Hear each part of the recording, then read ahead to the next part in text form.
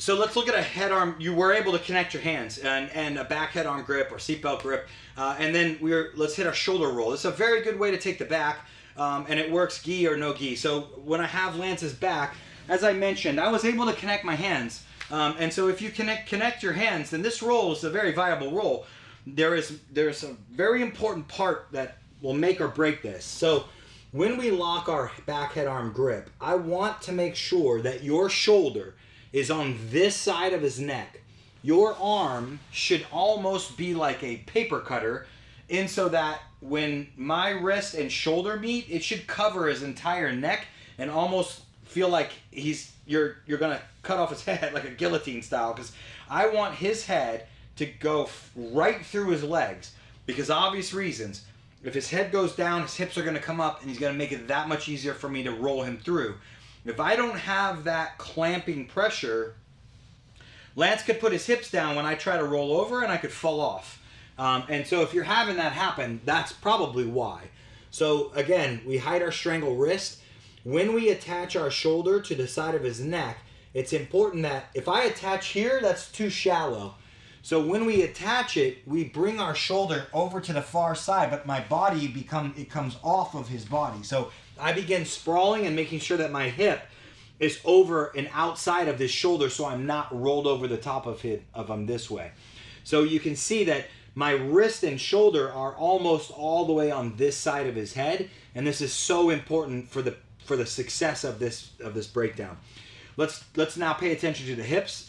When you do have this lock, what I'm going to do with my hips is I'm just going to walk my hip out and then begin sagging, and I'm going to let go. Begin sagging and facing the ceiling with my hips. That's very important, is that the hip is just going to turn over. Now, there are sort of two essential ways to do this, like basic ways to do this. One is you can stay right near your training partner and essentially just bring them over your leg, and it's a very effective way. The second one is a little higher amplitude, meaning that when I'll walk out a little bit more, and when we do walk out a little more, you should get more bite on your shoulder, so you should get a better bite on his head to make his head go down. His hips will come up a little easier.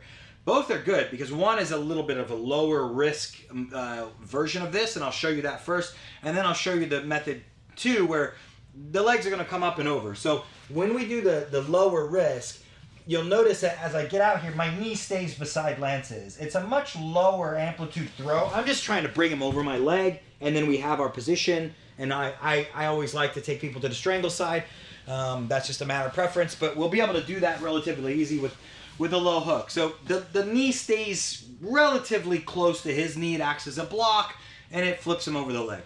The higher amplitude throw, I'm going to walk around the corner a little more, but it's going to definitely give me a better bite on my shoulder. Now, both end the same. Both are important that when we roll our training partner over, that our elbows guide him to the hips. Our elbows have to come to our hips. So no matter where he is going in the air, he will be steered right through the legs. That's important because if I don't do that, if I don't actively steer my elbows to my hips, he could actually land outside of my legs. So again, hands connect. This time I'm going to walk around much more on the front, dip my hips about this line, about this angle, and you'll see the difference. Lance's feet are going to fly a little bit more. He's going to come up over my legs, a higher amplitude version, and then my hook's going to go in and I'm going to lift Lance to the strangle side here, make sure everything's connected, and then we have our back control.